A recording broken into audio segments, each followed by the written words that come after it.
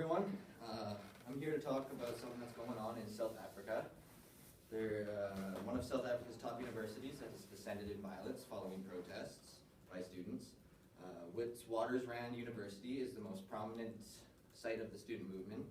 The education minister said that university's efforts to run its academic program are being held at ransom by irresponsible and disrespectful striking students.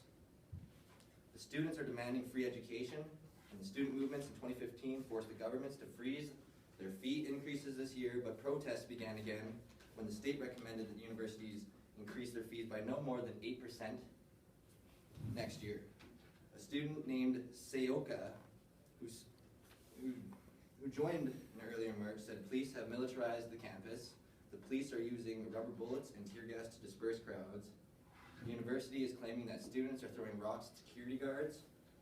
And as police helicopters circled, some protesters fled into the streets and has resulted in many vandalism cases, and recent reports say that students have set a bus on fire in the streets. And not only this university, but students have been disrupting classes and throwing rocks at several other campuses across the nation. Although Kamotso Felane, the acting police commissioner, said there was no need for a national state of emergency.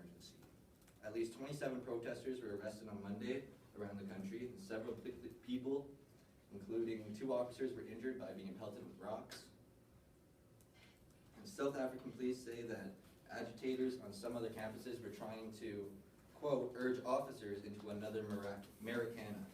Marikana is a reference to the police shootings of miners during the labor unrest in 2012, which is recalled as some of the worst violent acts committed by security forces during white minority rule, which ended in 1994. The relationship between the protest leaders and the university administrators are so bitter that the 2 sides are not actually meeting in person anymore. Protest leaders at Wits University, Fassan Hassan, said that South African government failed to address a university financial problem. Protesters also say that the country must meet economic inequities in the education system that date from the country's former system of white racial rule known as apartheid.